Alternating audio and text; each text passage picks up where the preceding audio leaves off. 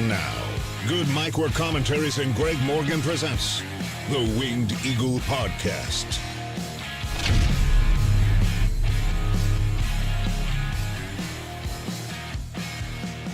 Happy Monday night, everyone. What's going on? A very, very indecisive Good Mic Work back at you. I had originally planned on not doing a Raw review, even though I told you guys over the weekend that I would be doing one during the Crown Jewel review, that we would be up here for it. But then I had a way busier day than I expected to have. And as I was looking at the Raw previews, I didn't see WWE advertising a whole lot, except for the Women's Battle Royal and like Nakamura and Tozawa. Maybe the Intercontinental one too, but I wasn't like sure. This Raw wasn't looking that special. And I didn't want to try to rush to come up and do a review, so I elected not to do one. And I said that I would change my mind on that if, for any reason, we got a cash-in tonight. If Damian Priest cashed in his Money in the Bank, we had a new champion or something like that, then I would do one. And then the very opening segment, I'm still eyeballing Raw. The very opening segment was Seth Rollins calling out Sami Zayn, and I'm watching this, and I'm like, oh, God, don't tell me. And sure enough, Sami Zayn gets a title shot out of this opportunity, and they booked a hell of a big main event championship match on Raw tonight. Sean Ross Sapp, credit to him. He also broke the news of this big main event that was going to be announced during the show just a little bit before Raw went on the air. So when I saw that, I'm like, even if there's not a title change, and I wasn't really expecting one because now it's like, it feels like we're on the road to War Games, you know what I mean? And since they kind of just threw this one at us out of nowhere, I didn't really think we would see any sort of a major upset. But then again, as I've been saying for months now since Damian Priest won the briefcase, I think he should cash it in on TV. It's been a while since we've seen a title change on TV. And if you're looking at things from WWE's point of view, they're up against Monday Night Football right now. Ratings are already taking a hit right in the middle of shopping for a new home for WWE Raw in the future. You know, you would think you would want to make these shows as attractive as possible, and giving us a title change might be a lot of fun. But in my heart of hearts, I really didn't feel like it was going to happen. But since WWE has put a world championship match in the main event of Raw for the first time, I think Michael Cole said in 5 months, I changed my mind again. I'm like, you know what? We're going to come up and do a review. I tweeted, I put it up on YouTube today. Sorry, guys, no review tonight. I'll catch you midweek, and then change my mind mid-show. So I apologize for the confusion. Thank you to anyone who is here with us right now. I do have to ask you, though, as long as it's okay with y'all, if this is a pretty casual review, because most of the time during the Monday Winged Eagles, I'm preparing during the day, looking at wrestling news, getting a whole bunch of shit to talk about in my notes. I didn't do any of that today. I've been busy all day, so all I've really seen here is Monday Night Raw. I did read a little bit of the CM Punk stuff, saw the news about Saray and what's the other gal's name that there's some news on today from Stardom. A lot of stuff like that going around, but I haven't really had a chance to really read in detail about any of that stuff. So we're going to be pretty much kicking it, chill vibes tonight, just talking about Raw, looking ahead to Survivor Series, potentially even further than that. And anything else you guys want to talk about in the chat, feel free to hit me with it. And thanks for being here tonight. We'll probably make this a pretty quick review. Last week's review did not perform well, which was another reason why I wasn't sure if I even wanted to come up here tonight. But how can you ignore? How can you ignore a championship match between two of the best wrestlers, currently in the world, and one of the most over guys that WWE has right now in Sami Zayn? I'd even put his popularity a notch above Seth Rollins, even in terms of how he seems to be overwhelmingly praised. Where Rollins, still, even as great as he is, seems to always have his critics, and not sure why, but the dude, even where he is in his career now, he's got 10 years in plus, and the fact that he's still wrestling at this high of a level and having all these banger matches with the supposed bad back is pretty impressive. But they're setting him up for all of this to catch up to him. What's going to happen at some point, and I thought that maybe it could happen tonight. But nonetheless, still a really good show. Props to WWE for giving us a championship match in the main event. I really like that. Surprising outcomes in a couple of those other matches, those number one contenders. I don't think I had Miz or Zoe picked in either one of those. But overall, I liked Raw tonight. I enjoyed the show. What did you guys think of the show? Let me know in the chat. Let's go over here right now and say hi to everybody who's been hanging out waiting for me. We got some super chats in here and all that good stuff so far, but I want to welcome Max. What's up? Max has calmed down now from Crown Jewel. I was just annoyed by Priest's cash-in tease, and honestly, I'm just not a Rollins guy. Well, the tease is half the fun, man. So I like that. And plus, like I said, on Saturday during the review, WWE probably, I'm not saying for sure, but probably in their mind, they know where this cash-in is going to go down. And when you think about it, the World Heavyweight Champion is in the War Games match. That was set up tonight in the main event. So we could get the cash-in inside of the War Games match itself. That would be a first. World title changing hands in a War Games match? I don't think even WCW did any crazy shit like that. So we could see that, Max. That's for sure. And yes, 1,000 likes, please. That would be super. Nick Musser, Victor Colon, JJ Leg, my friends. Good to see as always. Oh, speaking of friends, Amato was in the house. What's up, dude? He's at work, 10-hour shift. 2 supervisors are out. I'm here till 1 a.m. Damn. 50-hour week. Tell me what I missed tonight. I will. You're going to have to stay tuned, my friend Ronnie. I want to shout out my friend Ronnie, who just made a big life-changing move, changing states, went through it. I believe you flew in today. Is that right? Best of luck to you, man. I've been through that myself. I've made several big relocations in my life that has really improved my quality of life. So I have the utmost respect to anyone who has balls enough to do that. And you did it, Ronnie. Best of luck. Hope everything goes as well as possible in Texas. Zane G, good to see you as well, my friend. And we also have George Morris. We cannot ignore George. What's up, bro? Appreciate the $5. Interesting to see you here on a Monday. You usually join us on Sundays, and I wasn't here last night. My stepdad, he's such an asshole. He decided that it would be a good idea to turn 70 on a Sunday when he knows damn well that that's the night that we usually hang out and watch classic pay-per-views. I'm like, Dad, what the fuck? Why did you have to be born on that day? Because now you've screwed over my audience. We had a big fight about it and everything. I left pissed. We're probably never going to speak again. I'm kidding, George. But yeah, I was not here last night for the watch along because I had a family dinner that I needed to attend. And next week, we are going to be watching a Survivor Series this coming Sunday. I just have to decide which one to do. Let's read George's super chat. Hey, Greg, how are you doing? And how is Tito? Raw 0 out of 10. How about Survivor Series 91, 92, 93, 94? So I think we've done 95 and 96. We might have done 99. I can't remember. I got to look at the playlist and see which ones we've done. But I do think we've busted out 95 and 96. I think we've also done 92. We've definitely done 91. Oh, no. This is Survivor Series. 95 and 96 for sure. 92, though, I don't think we've done. That would be a good one. That might be the leader right now.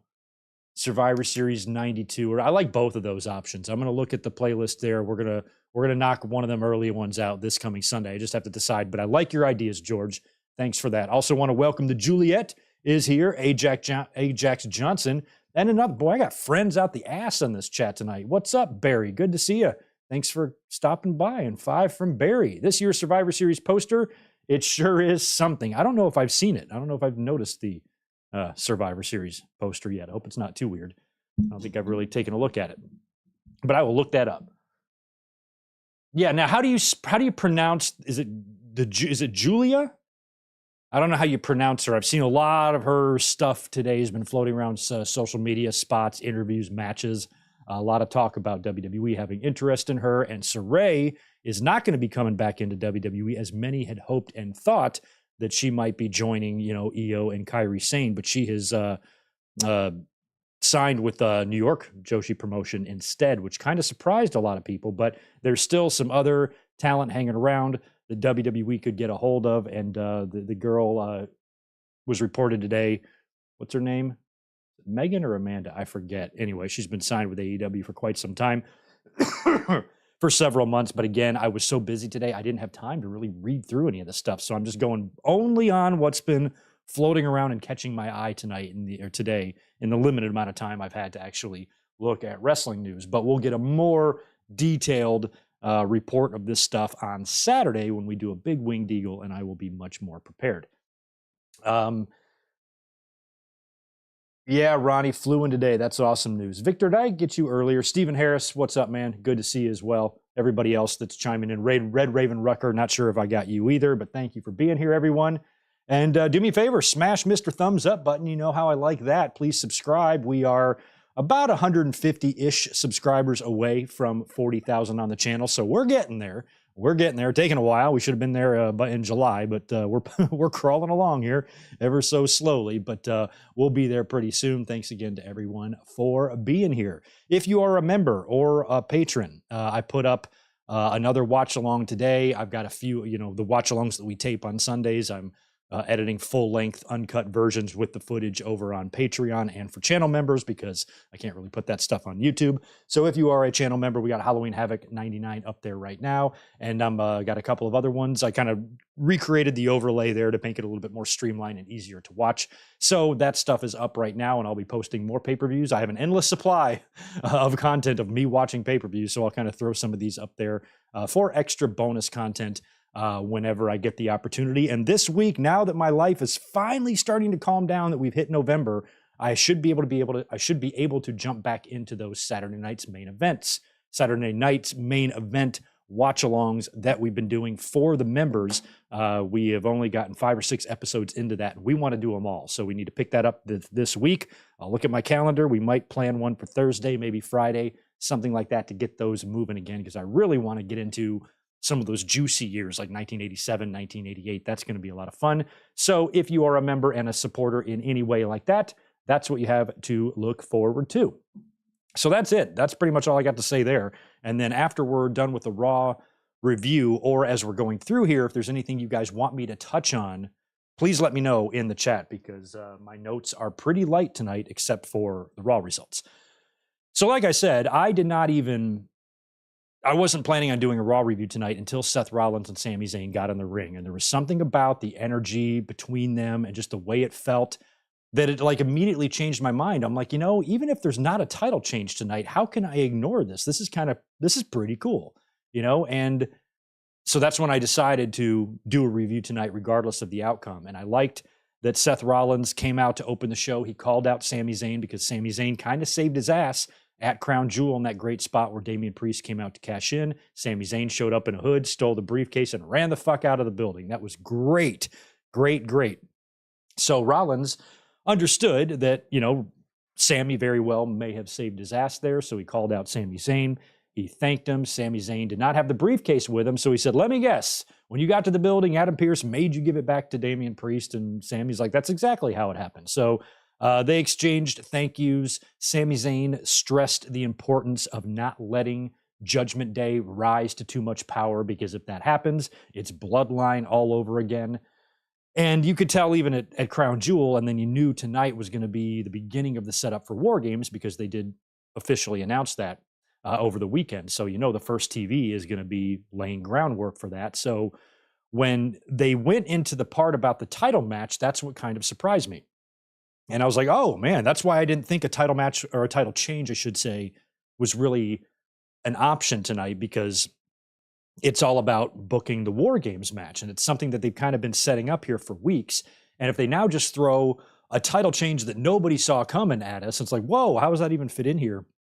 So I didn't really see that coming. But the fact that, the title match was offered and accepted, and that little show of respect between, two of the most over baby faces WWE has right now, I loved that. So that match was set. I love the promo between the two. Seth looked great. Sami is over as Rover, like always. And that match was going to be the main event. So that's awesome. So that is a way to, maybe potentially help the ratings too, because one of the reasons why I decided not to do a review today was when I was looking at the Raw preview, and I was like, that's all we got for this, just a couple of matches. They're not saying a whole lot. So I didn't think tonight's Raw was going to be that crazy, but this reminds me of the old days. This is the way it used to be in the Attitude Era. Sometimes you didn't know what the hell you were going to see on the show until you got to that opening promo with Austin and McMahon, or whoever the champion is, and somebody, and boom, there you go. You set up your main event. You got the rest of the 2-hour block to promote it.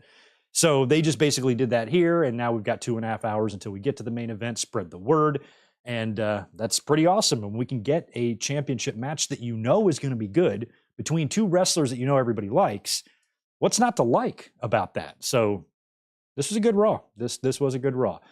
One of the advertised matches for tonight was the only 2 tag teams in the history of professional wrestling with the word day in their name, Judgment Day and New Day. Correct me if I'm wrong. I can't think of any other tag team in history. AWA, ECW, WCW, NWA, WWE. Does anybody have the word day in their tag team name or faction name. I don't think so. I think they're the only two. So it was Damian Priest and Finn Balor taking on Kofi and Xavier. Good little match here between two great teams. Balor would pin Xavier Woods for the win there, and we would learn later on in the show that Jey Uso has secured himself and Cody a rematch for the tag team championships next week on Raw. So they are going to have to defend the belts again. I'm wondering about that story that we heard that I believe originated from WrestleVotes about new tag team championships being video and screen tested. Where are they? Whenever we get this matter settled, I would like to see those belts reappear. It's way overdue for that to happen. So whatever the fuck they're waiting for, let's get that done, please, because Greg is a stickler for championship belt consistency and organization and stuff like that. I just like to be organized. So I ask.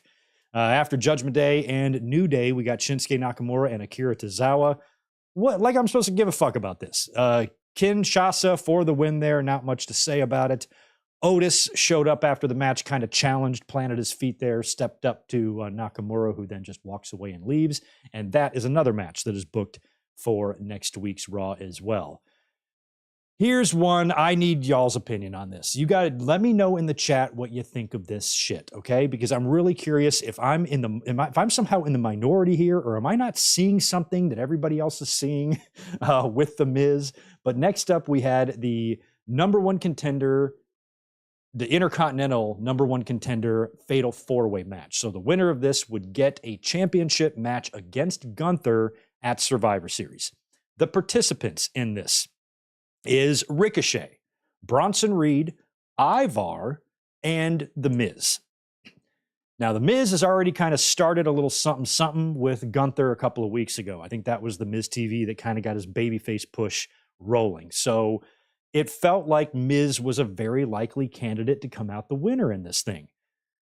But has he done enough as a babyface in these 2 or 3 short weeks that would make the fans even want to see this match? I mean, Miz is getting some positive reactions from the crowd. So maybe it's just I don't trust a babyface run, because we've seen this a couple of times. They've gone to him as a babyface, once or twice in the past. We know he can kind of do it, and he can do it in short spurts, but really at the end of the day, The Miz is just best at being The Miz. You know, being in serious championship matches. I mean, this is Survivor Series. This is one of your big pay-per-views. This isn't just Raw or, or some in-between pay-per-view or something like that. This is Survivor Series, kind of a big one. Gunther, who has been so incredibly dominant. I mean, unbelievably dominant. Does anybody even think for a minute that Miz has a shot in hell of winning the Intercontinental title from Gunther? If Gunther loses his streak to this fucker, I'm going to shit a toaster. Like, no, absolutely not. So I'm surprised that we're getting this match. But let's get to the finish first. I really liked it was a double moonsault tsunami spot. So I guess Ricochet and The Miz are on the ground or laying on the mat. Ivar goes up to one corner. Bronson Reed goes up to the other. Ivar does a moonsault, nailing Ricochet. And then Bronson, I think, misses his tsunami. And then Miz jumps on Bronson Reed. So you've got Ricochet, you've got Ivar pinning Ricochet and Miz pinning Bronson Reed, both at the same time. Referee comes in 1, 2, and as he gets to 2, Ricochet gets his shoulder up, and then the referee counts 3, which means Miz pinned Bronson Reed. Ricochet kicked out. There was a little bit of confusion. It felt like it was executed the way it was supposed to be. But it felt also like there was a little bit of confusion after the match. I saw people on social media wondering if it was a mistake. And I'm like, no, I feel like that's the way it was supposed to go. But maybe the referees did get confused there or something like that, but they kind of had to go to a replay, think about it, and then announce Miz as the winner. But it was executed. I saw it right away. Michael Cole didn't notice it. What happened? Oh, he got his shoulder up. I'm like, I saw it. So it didn't feel like it was that controversial. But Miz wound up getting his hand raised there, and now he's going to go to Survivor Series to face Gunther. And like I said, who is thinking that Miz has a chance here? Because I don't know about y'all, I don't want him to be the one to take the belt off of Gunther. I would be pissed. So, or not pissed, but like I said, I'd probably shat out a large object or something like that. So the only thing I can think of is that WWE's trying to establish Miz as a babyface. And maybe one way to do that, and there's a big if here, if Miz can even work or pull off this type of match, but maybe what they're going for here is to give Miz a surprisingly good outing against Gunther, where no fan is really thinking Miz has got a shot here, but we're going to watch the match anyway because we have to. And the next thing you know, everything seems to start going right for the Miz. He's just on point for some reason. But he's gonna have to come to play too. He can't just do his typical Miz shit. We saw him busting out some moves that we don't often see from him tonight. I think that needs to carry into Survivor Series. And if Miz can do it, I think he needs to try to make his match with Gunther the best in-ring match he's ever had. And if he can accomplish that, like I said, that's a big if. That's a lot of pressure. I wouldn't want to go into a match knowing that my legacy could very well hinge on me having a banger here. But if Miz wants to get that true respect, he needs to go out there and have one of those outings to where nobody's thinking he's going to beat Gunther, but he takes him to the fucking limit, man. Maybe even have a couple of really close near falls where even Gunther's shitting his pants a little bit, like holy shit. And then eventually, of course, Gunther will defeat the Miz.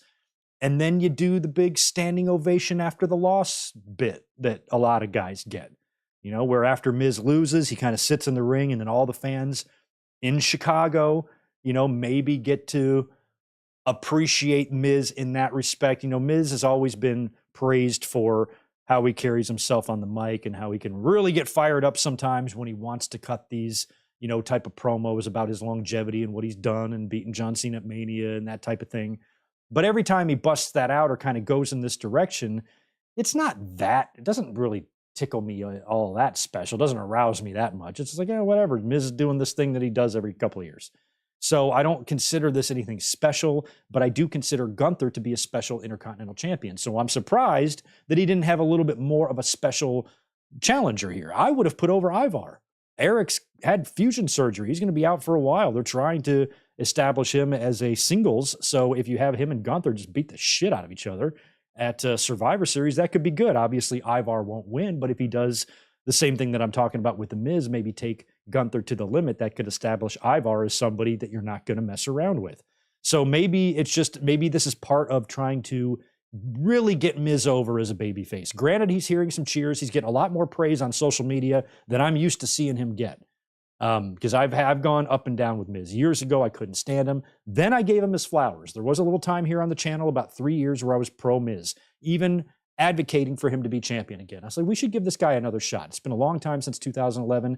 I think he's ready. I think it would be fun to see him carry the belt again. And then another 3 years went by and they actually gave it to him. So I've had periods where I've appreciated the Miz. I know and understand what he can do. I respect what he brings. But I don't look at him as someone. Gunther and Miz is just not a match I want at Survivor Series. It's just not. It's not intriguing to me. And the only thing that's going to change my mind is if Miz has the performance of a lifetime against Gunther. And I think that's what he has to do. And if he does that, then I'll say, okay, now I see what they're doing. Now I understand maybe why they booked that match, is they want to try to give Miz a match to where he's going to earn the respect of the fans who maybe haven't respected his in-ring work in the past. I don't think Miz's in-ring work is anything special. His work is very straightforward, somewhat bland, somewhat safe. He's not that crazy. His value is his voice. His value is his presence, and he just does enough in the ring to be passable. But he's not terrible. He can jump and move, and he understands what to do in a wrestling ring. But in terms of just athleticism and technique and smoothness, there's so many better. But that doesn't matter. You don't always need that. So not everybody needs to be Eddie Guerrero or Chris Benoit or Kurt Angle, especially when you have the type of charisma that The Miz has. I mean, this guy's got reality shows. He's all over the place. He's been a really good PR guy for WWE, just somebody to send out there and do stuff and public appearances and all that stuff. He carries the torch. He carries the flag. He does it well. So if they want to reward him here with a big match, great, but don't put the Intercontinental title on him, man. Jesus. I mean, imagine, I'm trying to think of if you reversed Honky and Warrior. Like what if the Ultimate Warrior was the one that held the title for 14 months and then Honky Tonk Man rolls in and beats him for it? Like what the hell? So I just can't see what the attraction is to a Miz and Gunther Intercontinental Championship and Survivor Series. I just don't. So let me know if I'm stupid and if I'm missing some bigger picture here. But to me, no, I don't have any interest in that. I don't give a shit. So we'll see what happens. All we can hope for, really, I think, is that Miz really turns out a good performance. That's what I hope for.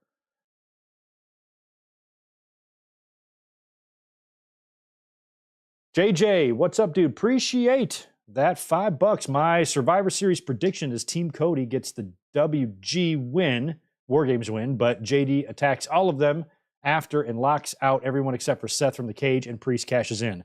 That is a pretty likely scenario. It's something like that. If you're going to put, if the world champion is going to be in the War Games match with the Money in the Bank holder, that's super risky. I mean, Seth, they should acknowledge this on TV. Seth, I would think in the build or in promos next week, he should say, look, I got to make sure I can trust you guys because, my championship is kind of technically on the line in this thing as well. So if the baby faces win, the heels could get the last laugh with Damian Priest winning the championship. You'd have to have a referee in the ring. You got to get everybody out. You got to lock them in there. You got to somehow prevent the baby faces from climbing in and stopping it, all that stuff. But if they find themselves in a right situation like that, then Seth could drop it. And I think that Survivor Series is a really likely place because if they do, I believe they're going to put the belt on Priest, and they should do it in an environment where he's going to get a hell of a reaction. Chicago should go nuts for that if that happens. So we shall be seeing. Yeah, that's one part about the Fatal 4-Way tonight is that they kind of already laid some Gunther and Miz groundwork, and plus Miz just recently turned babyface, so he felt like the likely option there. But I'm like, surely Triple H wouldn't be that guy to give us this match. That's why I hope that Triple H has got a bigger plan, like in his head. He's like, no, you don't understand. This is going to be a good match, so just shut up and watch it. So I'll trust him for now. But Miz and Gunther isn't exactly getting me hard. After that, we had the Creed brothers versus DIY. Jesus, you talk about a couple of top tier tag teams. Crap. Creed brothers officially on Raw. They showed us a backstage segment from earlier on where the Bros and Ivy Nile signed their official Raw contracts. So they are now on the main roster. I don't know if that was the plan all along when they appeared on Raw, or if they were just so impressive in their win that they're like, okay, you guys are here now. Don't really know. But they faced DIY. And one thing about this that surprised me was how early they were kind of doing this match, because is either one of these teams in a position to really take a loss right now? I wouldn't be beating either one of them.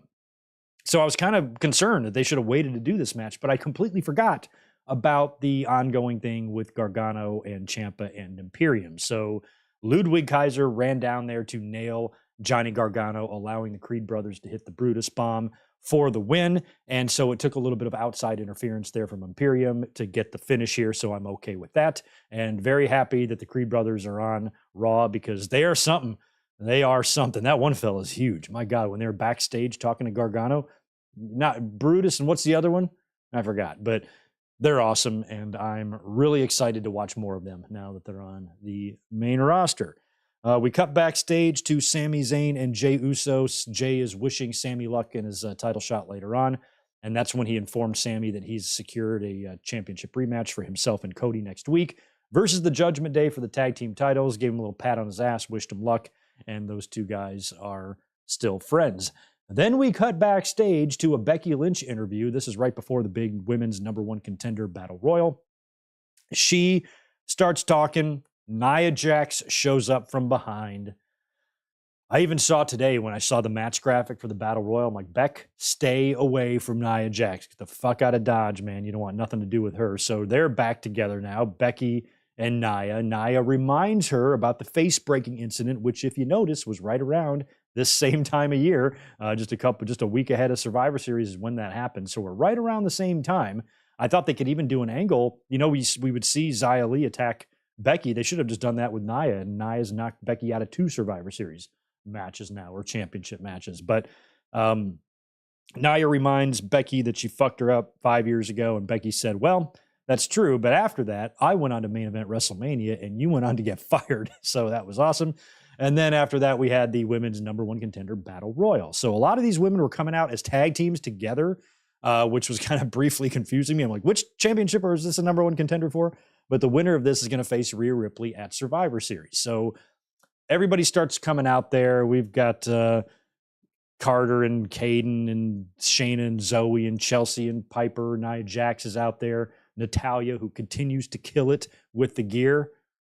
What a turnaround, man. Remember how I used to complain about her and how ridiculous her ring gear looked? It's like the opposite now. She's got like the hottest shit. Maxine was in there. Some others. Becky is making her entrance near the end here, and she gets ambushed from behind by Xia Li, knocks her down, and we go to commercial after that. So Adam Pearce won't let Xia. We come back from commercial, and they show that Adam Pearce basically kicked Xia Li out of the match. If you're going to take Becky out, you're not going to compete. He sends her to the back, and Becky is taken to the back by doctors. So I guess this is a way for them, if they want to give the win here to someone else, this gets Becky out of the match without having to have her be eliminated. If the plan is to still have her and Rhea Ripley at WrestleMania. But what was weird about that is that they took Becky to the back, and they cut to the back after the commercial, and they're showing the doctors or the trainers working on Becky, and Adam Pearce is like, I'm sorry, we need more tests. We can't let you go out there. Meanwhile, in the ring, one of the competitors in this battle royal is Nikki Cross, who is completely catatonic and obviously going through a severe mental breakdown. Why are the doctors letting her compete? She is in there endangering herself. She stood right there like a goddamn statue, right in the middle of a battle royal, and did not move. And then finally, I think it's Raquel and Nia Jax kind of sandwich her, and she doesn't even acknowledge them, and they just pick her up and toss her over the top rope, at which time she just gets back up, walks to the announce desk, walks in front of the announce desk, and just starts staring straight into space. I don't know what this is about. Not sure if I'm really invested in what this is. I like Nikki Cross, but you know, we've seen so many different renditions of her. She was the superhero. She was the crazy bitch. I loved her insanity, but that's a long time ago. And so if they want to make her unstable, crazy, maybe scary, you know, women don't want anything to do with her because she's extremely unpredictable. I get that. But this catatonic state that she seems to be in can't be healthy, you know, and doctors and trainers shouldn't be there just to look at you physically. They should look at you mentally too. And if you're losing your shit and you're incapable of moving, speaking, feeling pain, you know, and you're in the middle of a mental instability, WWE could be held liable if they send a mentally unstable person into the ring. She gets hurt, she could sue. So what the fuck? Why did Becky not be allowed to compete, but you let Nikki Cross, go out there. What'd you say? You're catatonic, schizophrenic, multiple personalities, bipolar? Yeah, go out there. You're fine. You're fine. You'll be fine. So the fact that she's allowed out there was pretty funny. Still not sure where they're going with this thing with Nikki Cross. I guess we'll have to wait and see. But based on everything they've tried with her already before in her career, I'm not too optimistic that this is really going to work out. We'll have to see. But we love Nikki Cross here on the channel. She is the best. So whatever they're doing with her and whatever the storyline is, you know, I feel like if they want to do, what's Dexter Lumis been up to? I really loved him and Indy Hartwell together, but maybe things didn't work out between them. And Dexter needs someone a little crazier. You know, maybe Dexter can help bring Nikki Cross out of this. I don't know. I don't know what they're going for here. It's weird. She stays out there during the match while the women continue to battle. So I think there's about 5 of them left, and they all gang up on Nia Jax. It's like Raquel, Shayna Baszler, Zoe Stark, and Ivy Nile. All 4 of them gang up on Nia Jax and toss her ass out. So Nia is out, but then she does a thing where she yanks Ivy off the apron. So at first I was really excited about the final 4 because they were all badasses. You know, it would have been Ivy Nile and Raquel and Shayna and Zoe. I mean, just badasses, you know? So Ivy's out, but we still have 3 badasses. Raquel, I liked Raquel's elimination. She got eliminated kind of kicking and screaming. They've got her hanging over the top rope. She's basically hanging on with both hands like this over the apron, and they're chopping her hands off the ropes, and she's kicking and trying to squirm, and eventually she releases her grip on the ropes and falls, leaving Shayna and Zoe Stark, you know, 2 women who are kind of a tag team right now, and I would love to see them remain a permanent tag team. They could be like the Steiners or something. You know, if Shayna and Zoe actually became a team, like a permanent team in the tag team division. I think they could dominate. But now it's down to the two of them. They never even finish in the ring. They finish right there on the apron. It was kind of crazy. It was almost like a squash. Zoe popped Shayna with 3 stiff-ass super kicks right to the face and then grabbed her and hit her with a sick-ass DDT right on the apron, and she went flying off to the floor. Zoe Stark is your winner. She's going to Survivor Series to face Rhea Ripley, and you know what? I think that's going to be an awesome match. I like Zoe as an opponent for Rhea because she's awesome and strong and good, but she's smaller, and now, she is probably going to be able to have a really good match with Rhea Ripley. Ripley's going to be able to kind of toss her around a little bit, but she's going to have, that pit bull drive, that Angle and Benoit had too. And I think this could be a really fun match. So I'm looking forward, in the ring, what we get in the ring out of Zoe Stark and Rhea Ripley. And this is Zoe Stark's moment. I'm so happy that she's getting a big title match on a major PLE. That's awesome. She's a little badass, man. She deserves it. So I hope this match is good, and I'm really looking forward to it. I don't know. I feel like we definitely have gotten some Rhea Ripley and Zoe Stark matches on Raw, haven't we? I don't remember how they went, but I just feel like that would be a good matchup. Like they should have good chemistry. So we will see. Again, I don't think Gunther or Rhea Ripley's championships are in much danger. And when you think about it, the more of these matches they put on Survivor Series, they're really telling you, we ain't going to see a title change there, and we're not going to see a title change there, and Roman's not even on the show, so we're not going to see a title change in the IC. I don't think Rhea Ripley's not going to drop her title to Zoe Stark. We will see what Io Sky does at Survivor Series, and we will see what Logan Paul, if anything, does at Survivor Series. But might not be in the cards for either one of them to drop their titles either. Logan might not even be on the show. And Io might also just have another successful title defense, or she will be heading up her own War Games match for the women, which means War Games matches, championship matches that we're not really feeling a title change in. That's the perfect setup for a Money in the Bank cash-in. Don't do any other title changes on your show that can maybe take away from the big one that you're going to do at the end. Just have everybody survive. Everybody retains their championships. The women have a banger War Games match themselves, and then you save the men in the main event. Do the deal. Cody's team wins, and then they do something that allows Damian Priest to cash in after the match and walk out of Survivor Series and Chicago as the new World Heavyweight Champion. And if that's the case, I think that would be a good way to do it for sure. So, speaking of which, I guess we should talk about Seth Rollins' title defense that he had tonight that was set up in the opening promo. Seth Rollins defending his World Heavyweight title against Sami Zayn.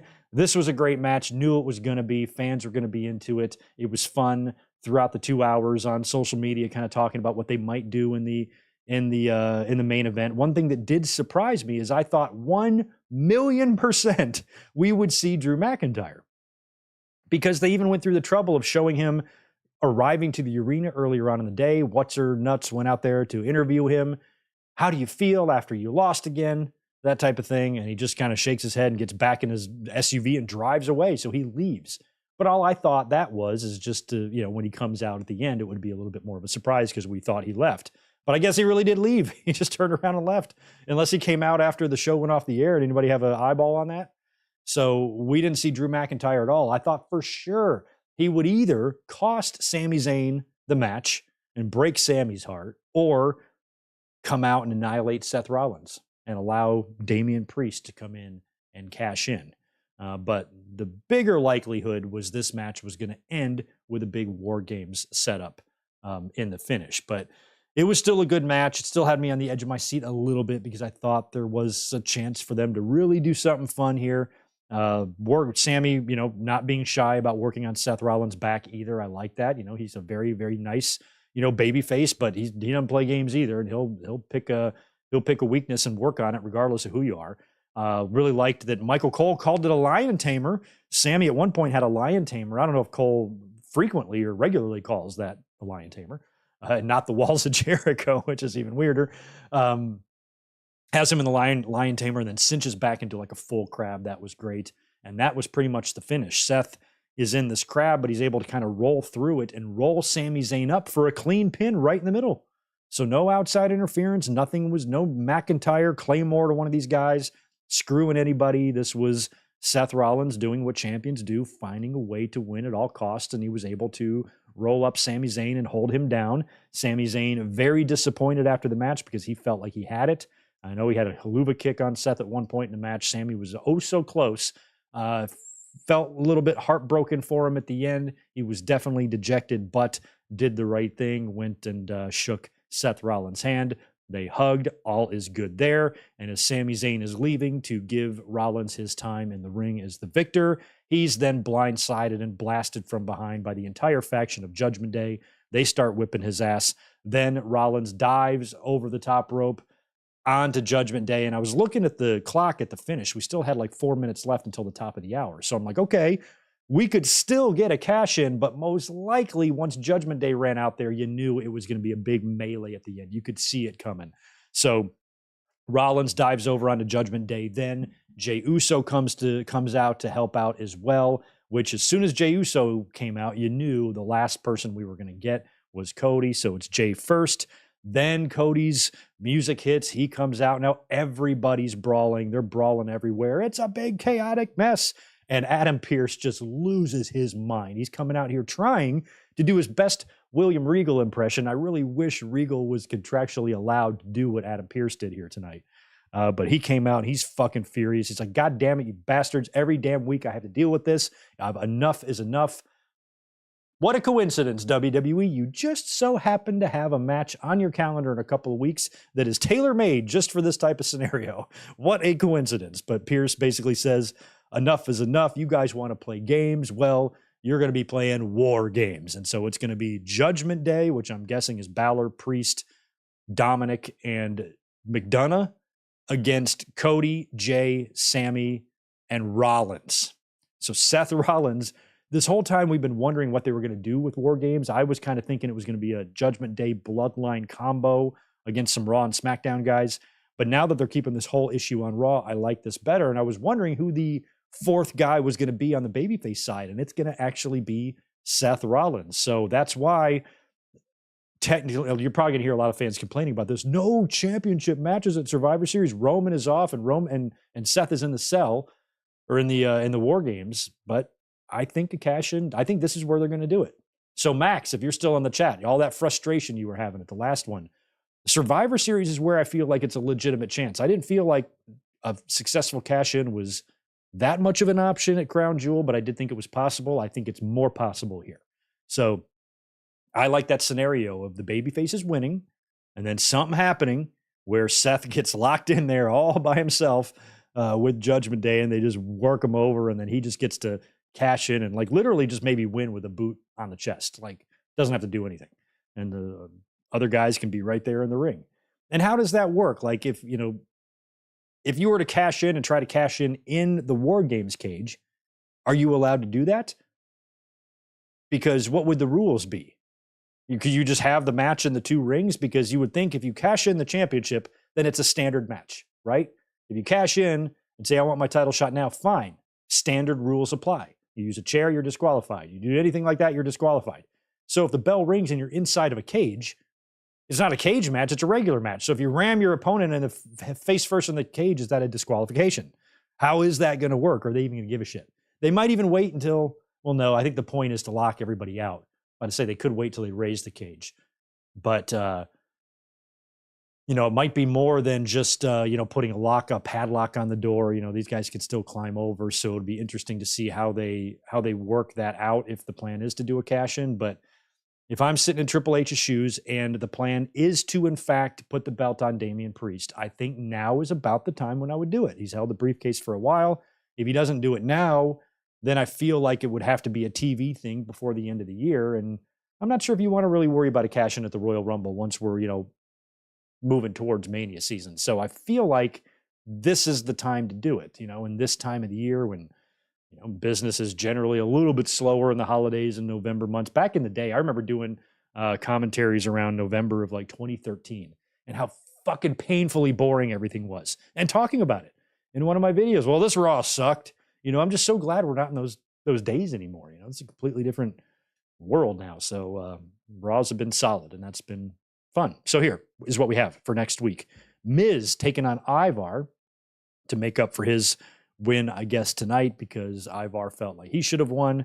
We have Tegan Nox taking on Piper Niven, Otis versus Nakamura, and of course, the tag team titles on the line. Cody and Jey Uso taking on Damian Priest and Finn Balor for the tag team titles. So I don't know, would they really put the belts back on Cody and Jey? Because if they were going to do that, why did they take them off him? So I feel like maybe Priest and Balor survives one more here. But then again, if you're about to put the world title on Balor, does he need 3 belts? You know, that's why either consolidate these damn tags and unveil these new belts that have been rumored, you know, or get the belts off of Damian Priest and Balor. That way, when Priest wins the world title at Survivor Series, he's just got the 1 belt. I don't know how any of that shit's going to work unless they want to. I was about to say, unless they give the belts to Cody and Jey and then Priest and Dominic team up to win the belts back. But then that's a whole lot of hot potatoing, and that's kind of too much going on there. But we will see. Next week looks like a decent one as well, and the build to Survivor Series should be fun. SmackDown should be interesting to see what they're going to do over on that brand now that Kairi Sane is back. Io Sky is probably going to be set up for a championship match of some kind at Survivor Series. Maybe she'll be the one with the multi-women match. Actually, no, she won't. She will probably be in the war. You got to put Io Sky in the War Games. Put a trash can on that girl's head and let her jump off. So I feel like the women's title probably won't be on the line since Rhea's is.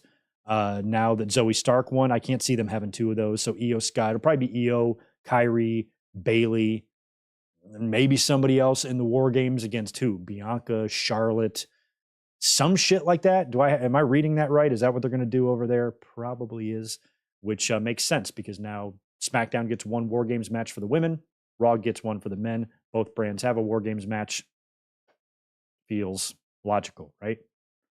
Right on. All right. Well, let's go over here to the chat, see what you guys have to say. Pretty low audience again tonight, but that's the way Mondays have been. So going forward, I don't think I'm going to come up here and do any Raw reviews unless they're really, really good Raws. But do me a favor, too, and smash that thumbs up button. If you guys don't mind, I would appreciate it.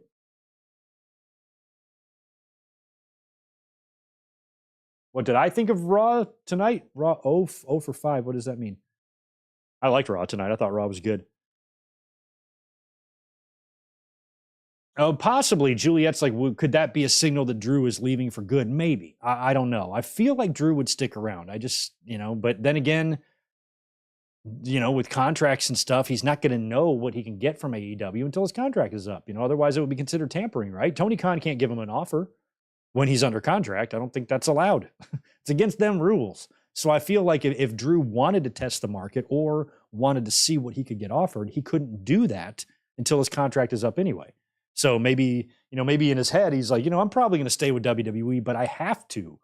It would be silly for me not to at least hear what they have to say. But then if you do that, you put your own career on pause for a lot of months there because WWE isn't sure what you're going to do. So they're probably not going to be putting any championships on you, until you decide what you're going to do. So it's got to be hard if you're in that position trying to decide that, okay, I want to hear what AEW has to offer me. I'm probably going to stay here, but I should at least hear what they've got. But that's 7 months away, which means I'm going to be treading water here in WWE or maybe not used at all until that time, certainly not winning any major feuds or championships. So it depends. But I thought for sure we were going to get him coming out. So the fact that they went through the trouble of showing him arrive only to leave, that sucks. They just got back from Saudi Arabia. McIntyre, I'm like, well, if you weren't going to use me, could I go home and get some fucking rest? So they did that. He didn't turn up in the main event. That really, really surprised me. So we'll see what that means for next week. Perhaps he has something to do with the Cody and Jey match, and I'm surprised that Drew is not in War Games, right? Unless they do a 5-on-5 thing, But again, if Drew McIntyre were to turn heel, he could join Judgment Day, and then maybe Kevin Owens could jump in from SmackDown to help out the baby faces or something like that. But Drew joining the Judgment Day doesn't seem like it's something they would do because they already have their heavy, their muscle, and that's Damian Priest. So bringing Drew in there would be weird for the faction dynamic. So I don't know what the hell they're going to do or what McIntyre is going to do, if anything now, heading into Survivor Series. We will see. And we'll see about, happy Monday to you, Big J. We'll see about the CM Punk rumors too. You know, there's still some, I wouldn't say conflicting reports, because the people that I consider, you know, credible and trustworthy are still maintaining the same story about CM Punk and everything they've been told about people and sources close to the situation. Even Ibu of Wrestling Purists had a great write-up on this as well, and he's close to people in the situation, and nobody is saying that that Punk is coming into WWE for Survivor Series. They're actually saying the opposite, but some of the shitty accounts were spreading a few rumors this week that kind of got a little traction, but I think the story is still the same. CM Punk may very well turn up in WWE. I feel like he could for next year, maybe Mania season. I think CM Punk would be a great type of person to bring out on a Raw after Mania. That would be so awesome to bring him out then. Trying to rush him out for Survivor Series just because it's in Chicago is stupid, because you go back to Chicago a couple times a year. They're going to have a pay-per-view or another major show in Chicago in pretty short order, maybe even leading up to WrestleMania. I wouldn't be surprised at all. So there's lots of opportunities to bring Punk in. And if you look at what WWE's doing with their stories and everything right now, where would Punk even fit into Survivor Series? You know, unless they just did a deal where some heel came out in the ring, started talking shit, and then Punk came out and kicked his ass and surprised everybody. That's something that they could also do for WrestleMania. You know, like how Shane McMahon came back. Instead of giving, you know, CM Punk a big WrestleMania match or a WrestleMania payday, just have him appear, you know, just do a segment in the ring where The Miz is talking shit, just like last year. And instead of Shane McMahon coming out, it's CM Punk. Big, huge pop. Holy crap, Punk is back. But I feel like Punk would be better used on a Raw after WrestleMania than something like that. But I don't think that we're going to see CM Punk at Survivor Series, because if they wanted to put the belt on Damian Priest, you know, nobody's going to be talking about that. They're going to be talking about the debut of CM Punk. WWE have storylines that are moving and are in motion right now, throwing Punk in the middle of that when you don't really need him. You know, I would let Punk sweat it out if I was WWE. You know, because they might want to get Punk just to stick it to AEW. Here's how you use them, idiots. But then again, they didn't really know how to do it either when he was there with them. So they could bring him in just to stick it to AEW, which I think would be fine. But I think they are wary of looking desperate to get him or something. I wouldn't want to leap on him and get him on the very day that his non-compete expires. I'd make him sweat it out. If I'm Triple H, I'm like, we'll call him next year.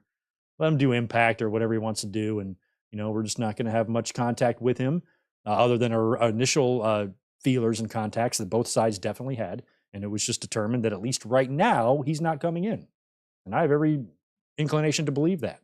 But I do think that can definitely change, especially as you get into 2024. So if I'm in WWE shoes, and it would be great to get CM Punk back, but yet at the same time, you haven't forgotten all the things he did when he was there and the way he drug the company's name through the mud on that podcast and all the issues he had in AEW. What does it say about WWE if they say, come on, come back, Phil, come here. As soon as your 60 day is up, you let us know and you're in. We'll put you in Survivor Series and Chicago and push you right to the top.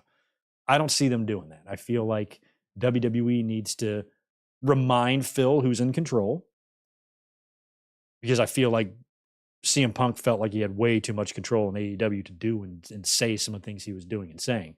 In WWE, remind him who's boss. Let him wait. Don't bring him in at the very first opportunity. You know, give him a buzz next year in February. You want to come in and beat up The Miz at WrestleMania? Hell yeah, I do. You know, something like that. We'll see. We will see. But I currently, as we sit right now, November 6th, 2023, I personally do not believe we're going to see CM Punk at Survivor Series. That might change next week, but right now, it's just, I don't think it's going to happen. Regardless of people are looking everywhere for hints, you know. Michael Cole tonight said, Seth Rollins has got to look into Sami Zayn's eyes. And they're like, look at his eyes, you know, like cult of personality. I'm like, okay. I think these hints don't mean that he's coming. I think that they're fucking with you guys. And then it's funny to watch all the people salivate and ready to see these hints and then run right to the internet and yell at Sean Ross Sapp for reporting something that he never reported in the first place. It's like they're laying in wait to dunk when they don't have any dunks. And it's just weird. If WWE's throwing out hints, that doesn't mean CM Punk's coming in. That means they're fucking with you because they know how you're going to react to it. So let's troll them. They love to troll you. You know, most people fall for it. But I feel like Punk turning up in WWE is still a very real possibility, just not in 2 weeks. I feel like that could be a 2024 thing. That's what I would do if I'm in WWE shoes, but I don't wear WWE shoes. I wear Greg's shoes. So anyway, I think that's going to do it for us tonight. Thank you for being here. Just wanted to come up and bust out a really quick impromptu review. If you are seeing this on demand and you're wondering, what the hell, Greg? You told us you weren't going to do a review, you lying, bald bitch. Sorry, I changed my mind. WWE booked a championship match in the main event of Raw. I'm like, I'm not going to not talk about this. I got to come up here and talk about this. So that's what we did. I'm going to set up our Survivor Series watch along for this Sunday. I think I've got a year narrowed down thanks to our friend George. I'll put the link up for that. You'll get me on Saturday, of course, for the Winged Eagle. There are going to be some more members-only watch-alongs posted, and I'm going to get here this week and give you guys a Saturday night's main event watch-along as well for the members. So just stay tuned because I'll be posting links to this stuff. I'll put notes up in the community tab as well and on social media for those of you who follow me all over the place. But again, thank you for being here. Have a great rest of your Monday night. Enjoy yourselves, and I will catch you later this week for something. Y'all have a good one.